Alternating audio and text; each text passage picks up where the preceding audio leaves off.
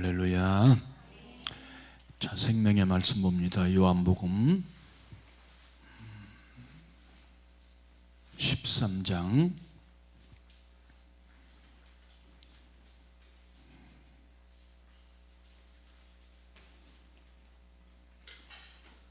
12절로 15절.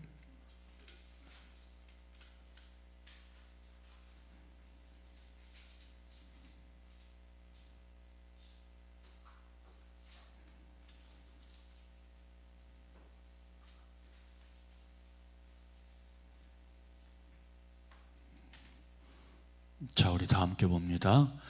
그들의 발을 씻으신 후에 옷을 입으시고 다시 앉아 그들에게 이르시되 내가 너에게 행한 것을 너희가 아느냐? 너희가 나를 선생이라 또는 주라니 너희 발이 옳도다. 내가 그러하다. 내가 주와 또는 선생이 되어 너희 발을 씻었으니 너희도 서로 발을 씻어 주는 것이 옳으니라. 내가 너희에게 행한 것 같이 너희도 행하게 하려 하여 본을 보여노라. 아멘. 할렐루야. 세카이나. 오늘은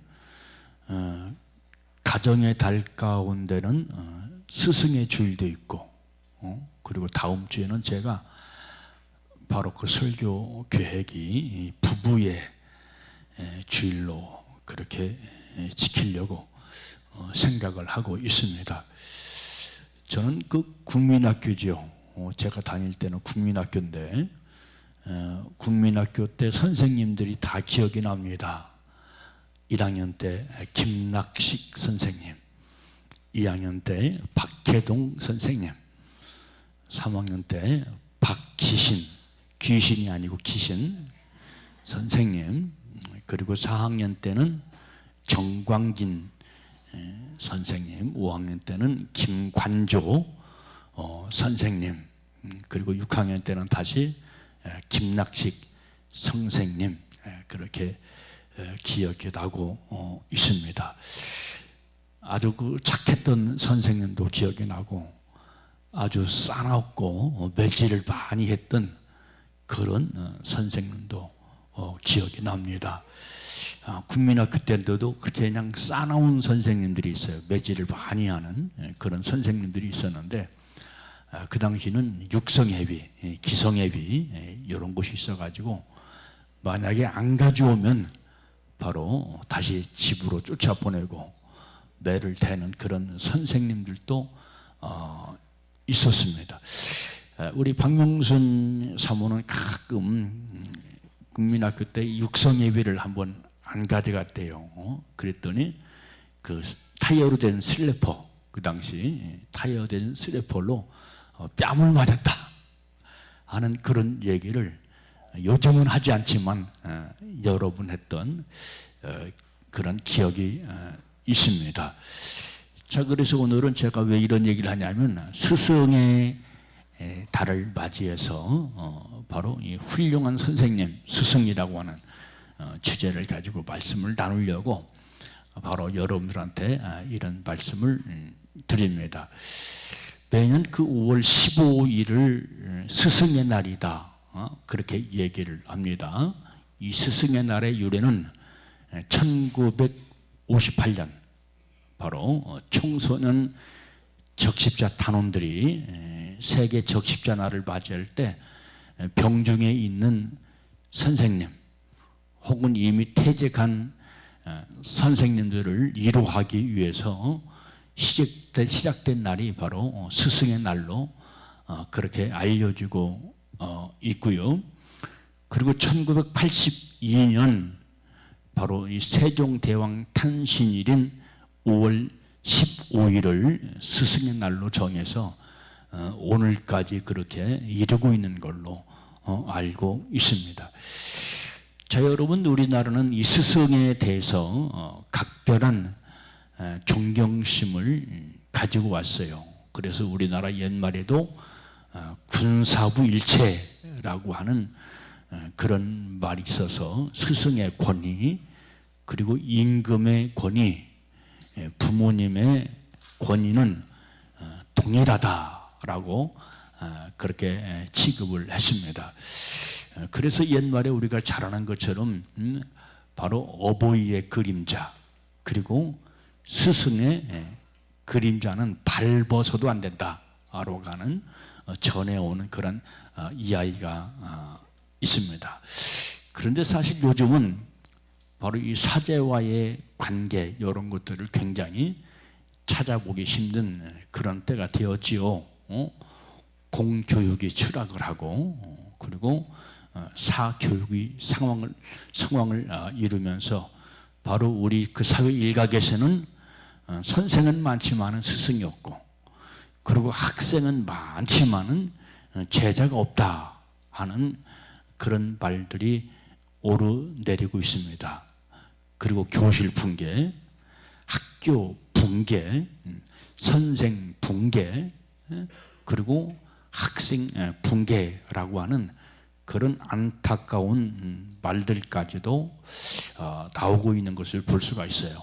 한마디로 말하면 바로 이 교육 세계가 붕괴되어 버렸다, 무너져 버렸다라고 하는 것을 이런 말들을 통해서 우리가 잘 알 수가 있습니다.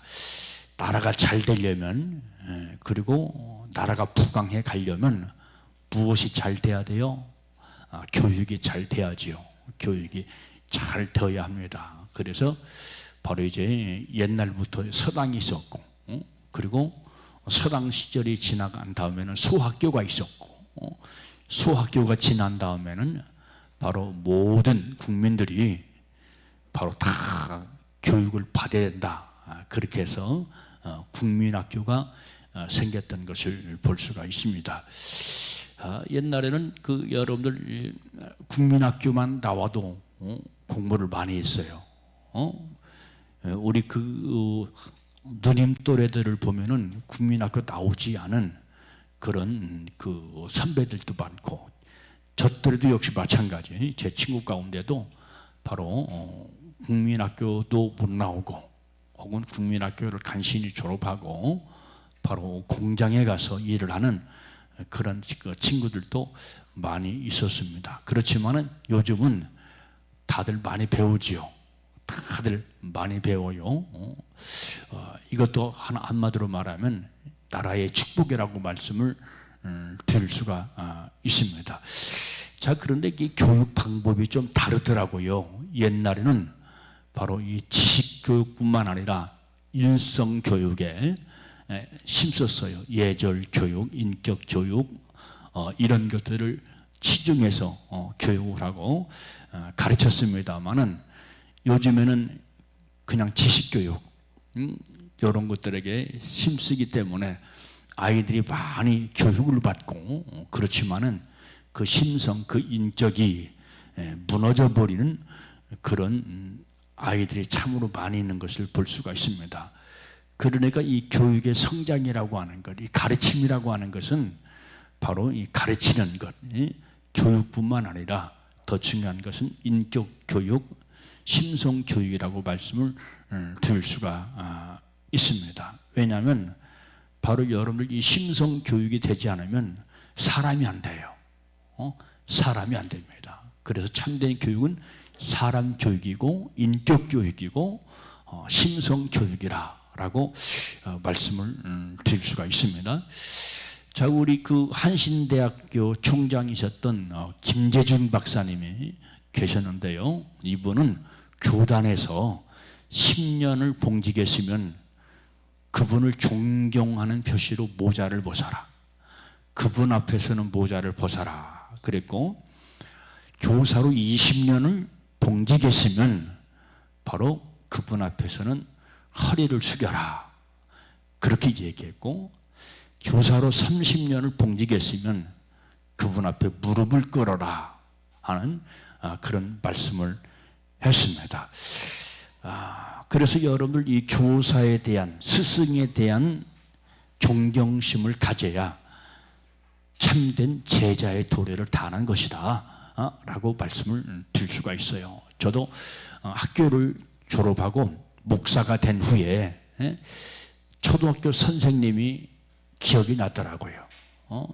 그래서 초청을 해가지고 사택으로 초청을 해가지고 식사 대접을 하고 바로 이 선물을 드렸던 그런 기억이 생각이 되어집니다.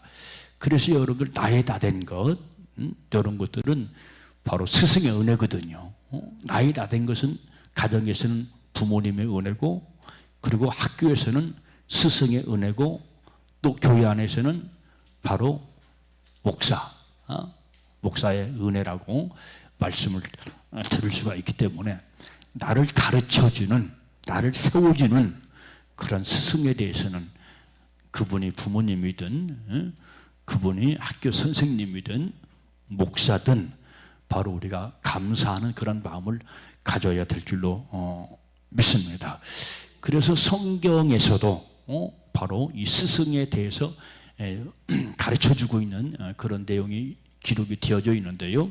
첫째는 바로 이 스승에 대해서 어떻게 하라고 말씀했냐면, 스승을 존경해라, 그렇게 말씀을 해주고 있습니다.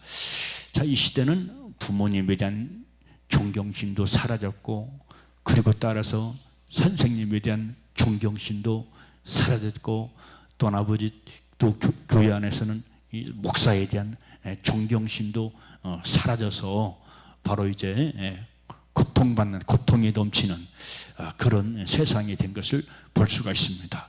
그래서 디모데전서 5장 17절 말씀 보니까, 잘 다스리는 장로들을 배나 존경하고, 그리고 말씀을 가르치고 수고하는 이들에게 존경을 더할 것이다 하는 말씀이 기록이 되어져 있습니다. 잘 다스리는 장로, 치리장로를 말해요. 우리가 바로 오늘날 장로님, 교회 안에 장로를 세우잖아요.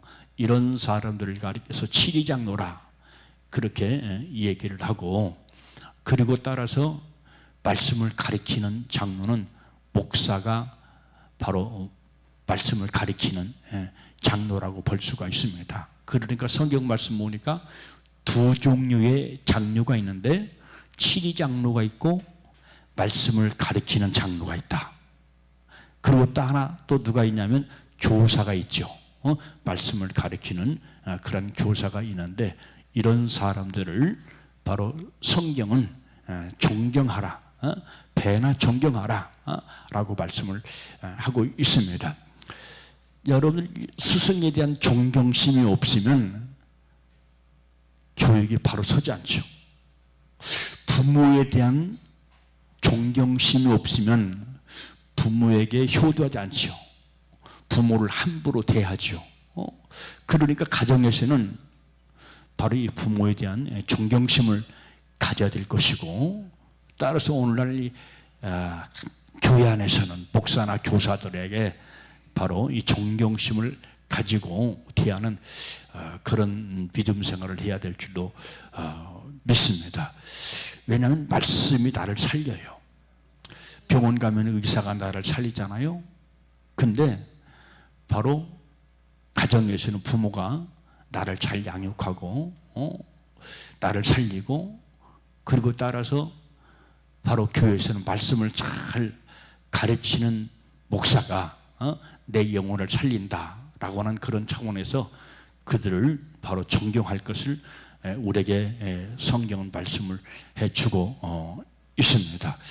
그래서 여러분들은 누구에 대해서도 바로 존경심을 갖고 그 사람들을 섬기고 대하는 그런 삶을 살게 되시기를 주님의 이름으로 축복합니다. 그분들은 내 생명과 관련이 있어요. 내 인격과 관련이 있고 생명과 관련이 있어요. 여러분들은 여러분들의 성품이 말씀을 통해서 바로 세워지고, 그리고 여러분들의 인격이 말씀을 통해서 바로 세워지는 귀한 역사가 나타나게 되시기를 주님의 이름으로 축원합니다. 제가 늘 하는 얘기잖아요. 믿음만 가지고는 안 됩니다. 믿음 위에 인격을 갖춰야 되고, 믿음 위에 바른 성품을 갖춰야 되는데, 그 도구가 뭐냐면 세 가지입니다. 예수 피, 성령님, 그리고 진리의 말씀이에요. 말씀도 은혜의 말씀이 있고 진리의 말씀이 있다고 그랬잖아요. 은혜라고 하는 건 내가 공급받는 것이고, 진리라고 하는 것은 내가 사는 겁니다. 내가 살아서 누구를 기쁘게 합니까? 주님을 기쁘시게 해요. 하나님을 기쁘시게 해요.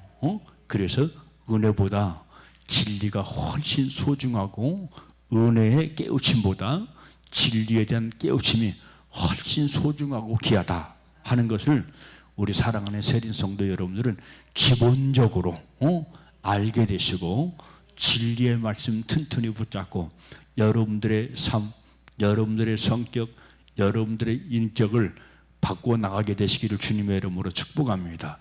우리가 예수를 믿어도 주님의 뜻대로 살지 못하는 이유가 무엇일까요? 진리로 무당되지 않으면 그래요. 진리가 주님의 뜻입니다. 할렐루야. 진리가 주님의 뜻이라니까요. 진리는 곧 예수라니까요. 진리는 곧 말씀이라니까요. 그러니까 말씀이 곧 예수고, 진리가 곧 예수고, 바로 지혜가 예수고, 이렇게 무장을 해야 돼요. 할렐루야. 그래야 우리가 바로 하나님 앞에 효자 효녀가 되고, 바로 주님의 훌륭한 믿음의 제자가 될 줄로 믿게 되시기를 주님의 이름으로 축복합니다. 가정에 가면 자녀로서 자녀가 바로 세워져야 되는 것처럼, 신앙생활하기 위해서 우리가 주님 앞에 바른 인격, 바른 성품을 가지고 세워질 때 바로 우리 주님이 기뻐하시고 영광을 받게 될 줄로 믿으시기를 주님의 이름으로 축복합니다. 우리 신앙의 목적이 뭐예요? 주님께 영광이거든요. 할렐루야. 주님께 영광입니다. 그러니까 삶의 목적을 주님께 영광에 두시기를 바랍니다. 늘 주여 나를 통해서 영광 받아 주시옵소서. 나를 통해서 우리 주님 기뻐하시고 영광 받아 주시옵소서. 우리 주님 웃으시옵소서. 기뻐하여 주시옵소서. 그런 삶을 살기 위해서는 우리가 뭐를 쫓아 살자? 말씀을 쫓아 살자. 진리를 쫓아 사는 우리 모두가 되시기를 주님의 이름으로 축복합니다.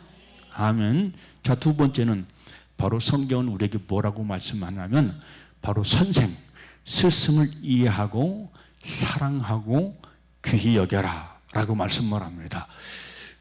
그 말씀이 어디 있냐면 데살로니가 전서 5장 12절로 13절 말씀 가운데 있는데요. 주 안에서 너희를 다스리며 권하는 자들은 너희가 알고 사랑 안에서 귀히 여겨라, 그렇게 가르쳐 주고 있습니다.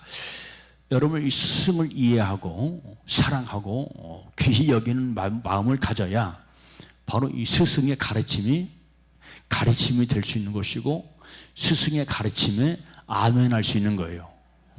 스승을 무시하는데 그 가르침을 따를 수 있나요? 따르지 않거든요. 교회에서 목사를 귀하게 여기지 않고 사랑하지 않은데 목사의 말이 권위가 있겠고, 또 듣는 귀도 그 말씀을 귀히 여기고 아멘 하면서 들을 수 있을까요? 그렇지 않거든요. 바로 스승에 대해서 귀하게 여기는 마음, 사랑하는 그런 마음이 될 때 바로 우리가 스승을 존경하게 되고, 바로 가정에서는 부모님에게 효도하고, 또 교회 안에서는 바로 목사에게 순종하는 그런 삶을 살게 될 줄로 믿으시기를 주님의 이름으로 축원합니다. 자, 이런 모든 것들이 뭐로 되냐면 성품과 인격이에요. 성품과 인격.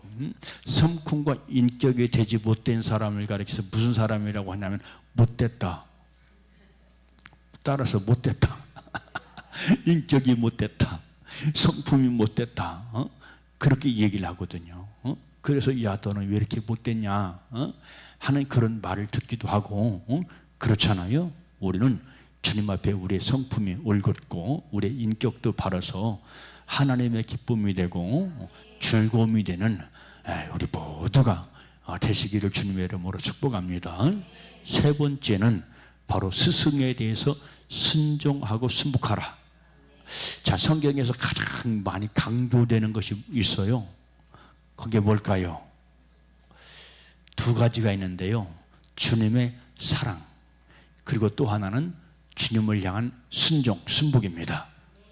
아멘. 우리가 주님의 사랑을 느껴야 돼요.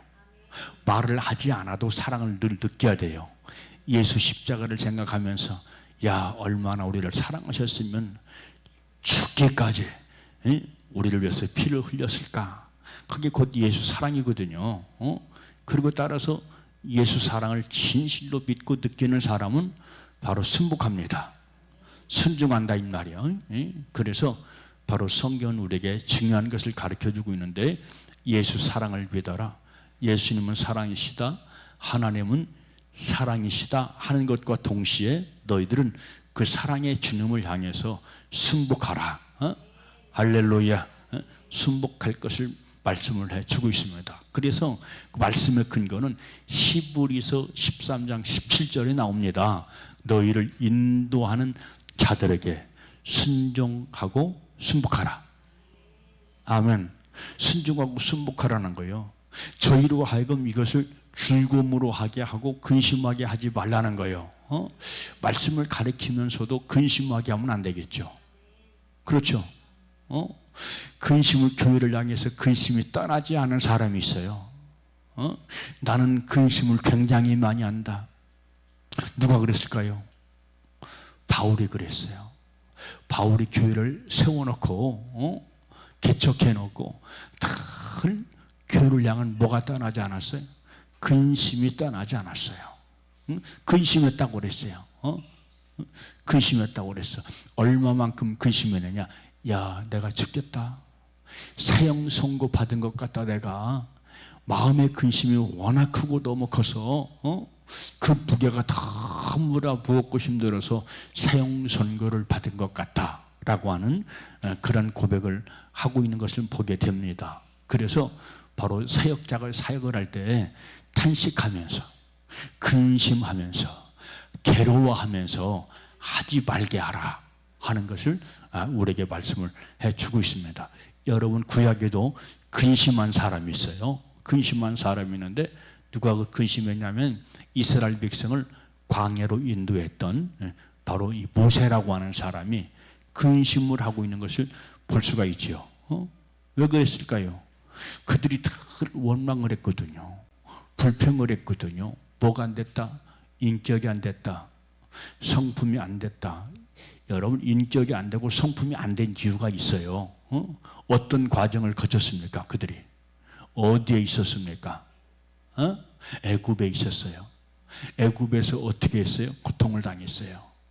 괴로움을 당했어요. 그러니까 그들은 상한 마음을 가지고 있는 거예요. 상한 마음을 가지고 있으면 고분고분하지 않습니다. 부모를 향해서 고분고분하지 않아요. 이상하게 해요. 이상한 것이 아니라 사실은 그 마음이 상했기 때문에 그런 것이거든요. 따라서 교회도 역시 마찬가지예요. 참 순복하는 사람, 순복 제일주의, 순종 제일주의로 바로 살아가는 사람이 있고, 거역하고 거절하고 고집부리고 반항하고 이런 사람들이 또 있거든요. 이런 사람들은 사역자를 고통스럽게 하고 괴롭게 하고 해요. 그리고 자기 자신에게도 생명이 안 되어야 된다. 자기 자신에게도. 이게 더 중요하거든요.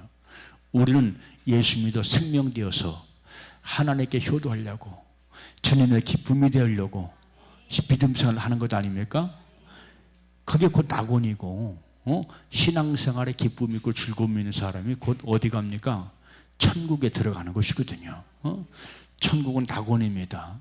천국은 에덴입니다. 그러니까 내가 다 거역하고 고적하고 그러면 내 속에서 쓴뿌리가 자꾸 생겨서, 바로 성경은 우리에게 뭐라고 말씀하냐면 은혜에 이른다 이르지 못한다. 은혜에 이르지 못한대요. 내 안에 쓴뿌리가 그대로 있으면, 이런 것들이 있으면 내 스스로 고통받고 괴로워서 바로 은혜에 이르지 못한다라고 우리에게 말씀을 해주고 있거든요. 내 안에 은혜가 충만해야 기쁨이 있고 행복이 있고 즐거움도 있고 감사가 있고 할렐루야, 그렇게 되어지거든요. 그래서 여러분들 말씀을 가지고, 첫째는 은혜, 그리고 두 번째는 말씀을 가지고 여러분들의 영을 잘 관리해 나가게 되시기를 주님의 이름으로 축복합니다. 할렐루야. 함부로 성질 부리고 그러지 마세요. 내 안에 쓴뿌리만 더 커질 뿐이에요. 내 자신을 고통스럽게 합니다. 그러니까 내가 내 스스로를 고통스럽게 하고 내가 나를 볶아채니까 어떻게 돼요?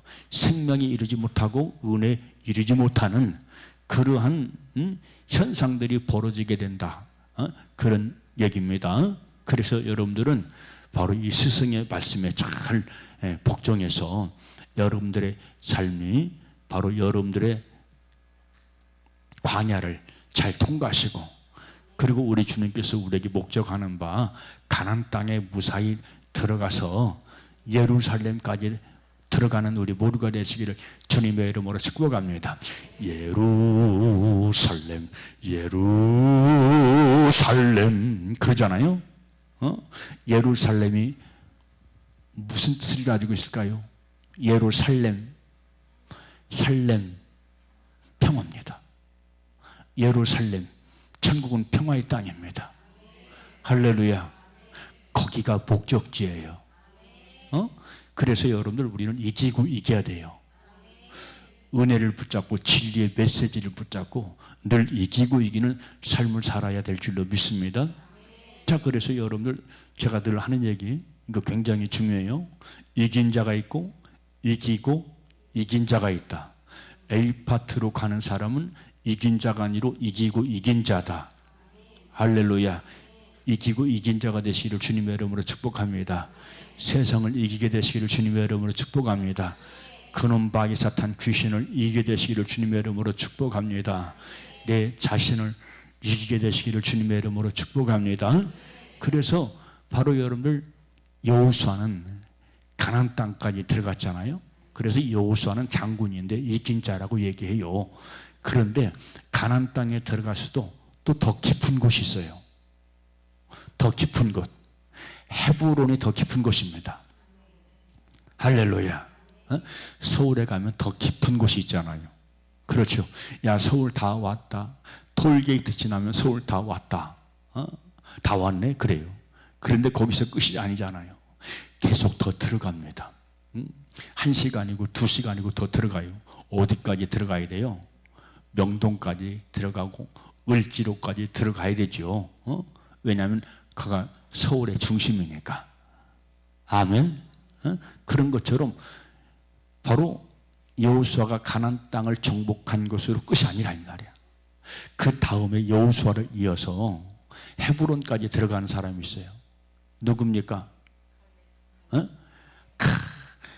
내가 잘 가르쳤네. 갈렙이야. 갈렙. 여호수아가 끝이 아니에요. 갈렙. 근데 갈렙에서 끝이 아니야. 예루살렘까지 데리고 들어간 사람이 있어. 통치자가 있어. 예루살렘을 통치한 사람이 누구죠? 따라서 다윗. 그러니까 다윗이 예루살렘의 왕이 되잖아요. 통치자가 되잖아요. 할렐루야. 오늘날 우리의 천국의 예루살렘, 영원한 성, 바로 이 천성의 왕은 예수님이에요. 샬롬의 왕이라고 그랬어요. 예수님을 가리켜서. 할렐루야. 이렇게 우리가 순종하고 순복할 때 이기고 이기는 삶을 살아갈 수 있다. 그러니까 순복하고 순종하지 않으면요, 이길 수가 없어요. 이길 수가 없어요. 내 고집대로 내 환경 따라가면서 순복하지 않으면 내 환경 따라가는 것 같지만 그게 불순종이고요. 거기 내 고집이고요. 내가 환경 따라가는 것이고요. 내가 승리하지 못하는 것이에요. 여러분들은 바로 늘 승리의 계가를 부르며 여러분들을 위해서, 첫째는 여호와의 영광을 위해서, 그리고 두 번째는 여러분 자신을 위해서 순복하고 또 순종하는 여러분들 되시기를 주님의 이름으로 축복합니다. 그리고 네 번째로 스승과 좋은 것을 함께하라. 성경은 우리에게 말씀해 주고 있습니다. 좋은 것을 같이 하래요. 할렐루야. 좋은 것을.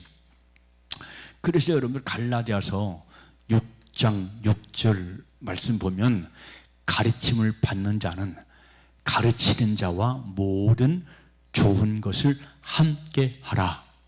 할렐루야. 그렇게 말씀해 주고 있습니다. 자, 여러분들 마음속으로만 스승을 존경하는 것이 아니고 순종할 뿐만 아니라 때때로 마음이 가는 대로 물질로도 봉양하라. 자, 부모님과의 나와의 관계도 역시 마찬가지잖아요. 물질로도 봉양하라. 잘 대접하라. 즐겁게 하라. 이런 얘기할 때 제일 어려워요. 저한테는 물질로 하지 않아도 돼요. 안 가져가도 돼요. 진짜로 하는 얘기예요. 대접받다가 망해요. 목사는 대접받다 망해요. 그러니까 저기 그 어떤 목사님입니까? 제자 교육했던 옥하는 목사님. 박명순 사모 그랬어요? 나한테 배워서 그래요. 나한테 배웠어. 옥하는 목사님이 제발 좀 섬기지 말아라.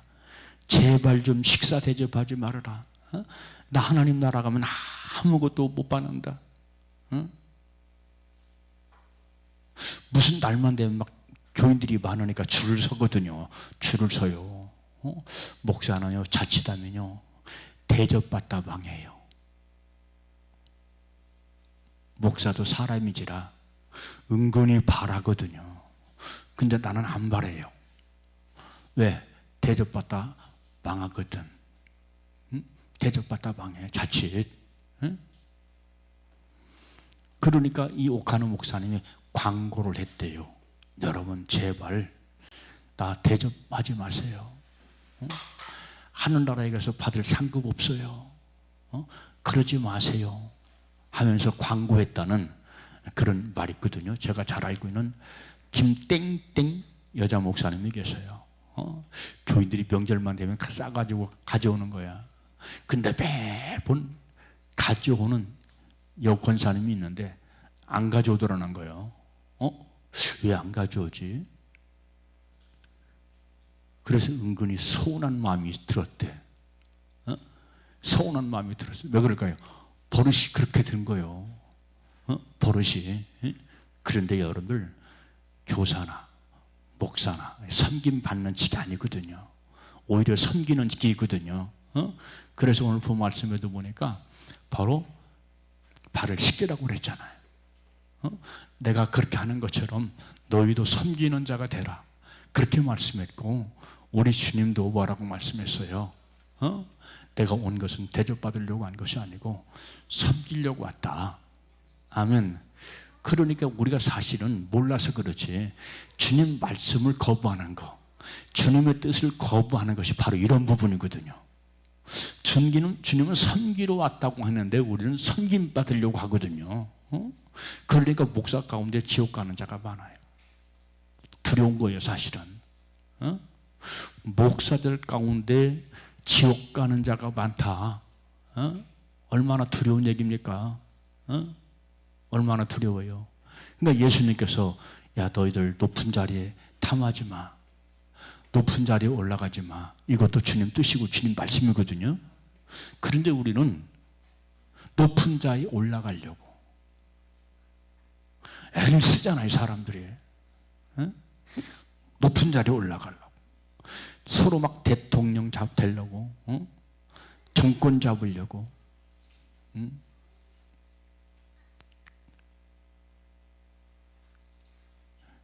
높은 자리 좋은 것 아니에요. 망하는 자리고요. 실족하는 자리고요. 추락하는 자리고요. 아멘. 그러니까 우리 주님께서 너희들은 높은 상자에 앉지 마라. 기억납니까? 아멘. 높은 자리에 앉지 말라는 거예요. 잔치할 때 높은 자리. 바리새인들, 서기관들, 율법 학자들 이런 사람들이 그랬거든요. 이 사람들이 오늘날로 말하면 선생들이거든요. 말씀을 가르치는 선생들이야. 그들은 칭찬받기를 원했고 그들은 높임받기를 원했어요. 그거 하지 말라는 거예요. 우리 주님께서 이것이 곧 우리 주님의 마음이고 이것이 우리 주님의 뜻이다. 그래서 여러분들 우리가 예수를 믿을 때 주님의 마음을 알아야 돼요. 하나님 아버지의 마음을 알아야 돼요. 할렐루야. 다른 사람이 나를 섬겨주는 건 그건 어쩔 수 없는 것이지만 내가 섬김을 탐하면 안 된다 이 말이야. 내가 스스로 높아지려고 애를 쓰면 안 된다 이 말이에요. 아멘. 그러니까 이런 주님의 마음을 가지고 있는 사람은 누가 나를 높여주든 누가 나를 그리 높여주지 않든 상관이 없어요. 자존심을 상하지 않는다 이 말이야. 왜? 우리 주님은 낮은 자리에 앉아라. 섬기는 자가 되라. 우리 주님께서 우리에게 말씀해 주고 있거든요. 그러니까 이런 우리 아버지 예수님의 교훈이 무너지는 것이 이것이 곧 내가 주님을 섬긴다 하면서도 주님을 섬기지 못하는 것이고 내가 주님의 뜻대로 산다 하면서도 내가 주님의 뜻대로 살지 못하는 것이구나. 우리가 알아야 돼요.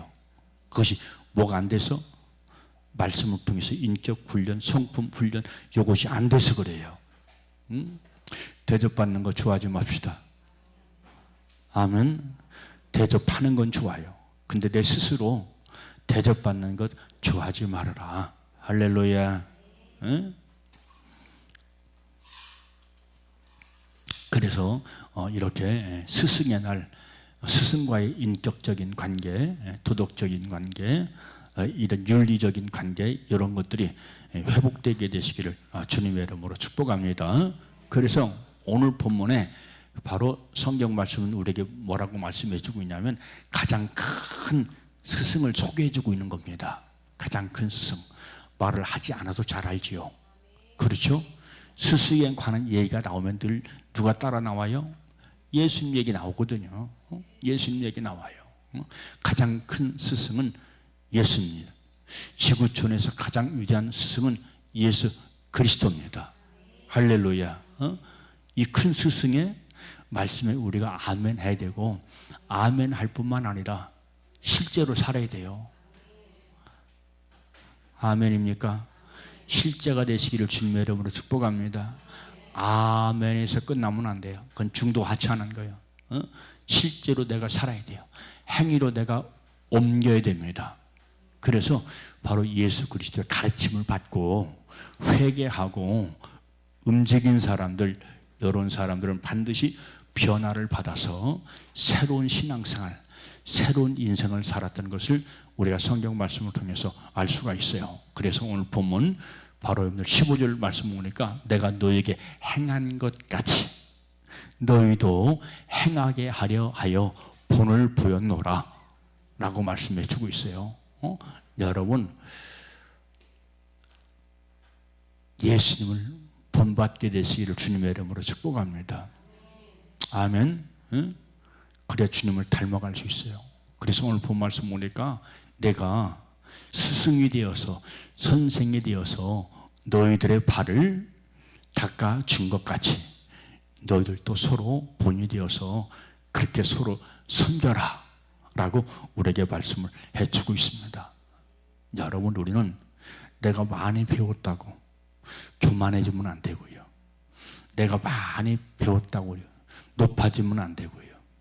내가 많이 가지고 있다고 소유하려고 하면 안 되고 지배하려고 하면 안 되고 탐욕을 버리고 교만을 버리고 겸손히 바로 낮은 자들을 사랑으로 섬기는 우리 모두가 되시기를 주님의 이름으로 축복합니다. 이게 곧 누구를 닮은 자요? 예수 성품을 닮은 자요. 이런 자들이 곧 믿음의 장성한 자예요. 너희는 믿음의 장성한 분량에 이르러라. 우리에게 교훈해 주고 있잖아요. 이런 말씀에 귀를 기울이라 이 말이에요. 신앙의 목적 이것이 엉뚱한 데 가 있기 때문에 정말로 생명생활 신앙생활을 하는 것이 아니라 종교생활을 하면서 스스로 자기를 망치는 사람들이 너무나 많아요. 여러분 기독교 생활은 종교생활이 아닙니다. 다른 종교는 종교생활이에요. 왜 종교생활이라고 얘기냐면 거기는 구원이 없어요. 생명이 없어요. 제사함이 없어요. 영생이 없어요. 나는 그렇게 생각하지 않는데 이 사람 위험한 사람 있거든요. 다원주의자들. 야 기독교만 꼭 구원이 있냐? 교회만 다녀야 구원이 있냐? 믿는 사람들 가운데 목사들 가운데도 그런 사람들이 있어요. 더 정확하게 말하면 내 친구들 가운데도 있고요.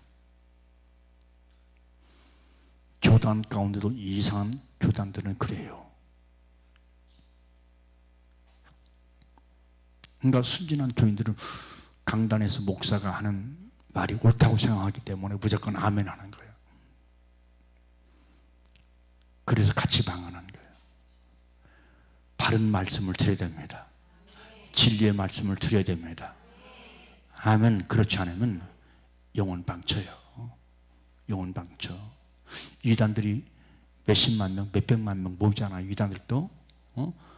근데 이단에 빠지면 망한다는 이유가 뭡니까? 말씀을 잘못 배우면 그래요. 말씀을 잘못 배우면. 우리 사랑하는 세린 성도 여러분들은 진리의 말씀, 할렐루야, 진리의 말씀, 이 말씀에 아멘하게 되어서 믿음의 큰 자가 되시기를 주님의 이름으로 축복합니다. 그래서 이 진리의 메시지를 통해서 바로 예수님 당시 누가 바뀌었어요? 삭개오가 바뀌었잖아요. 삭개오, 그렇죠? 삭개오. 삭개오 알죠? 삭개오가 수전노가 바뀌어버려. 수전노가. 그리고 또 창기 마리아가 바뀌어버려. 창기 마리아. 왜? 진리의 말씀이 그 속에 들어가니까. 아멘. 진리의 말씀이. 그래서 여러분들, 우리 선생들, 가르치는 사람들을 여러분들 우리가 귀하게 알고 그들의 가르침에 아멘하고 바로 생명되어져 가는, 그래서 하나님의 기쁨, 예수 그리스도의 즐거움이 되어서 천국에 들어가서는 가장 큰 자리, 가장 높은 자리 취하게 되시기를 주님의 이름으로 축복합니다. 기도하겠습니다. 참 좋으신 아버지 감사합니다.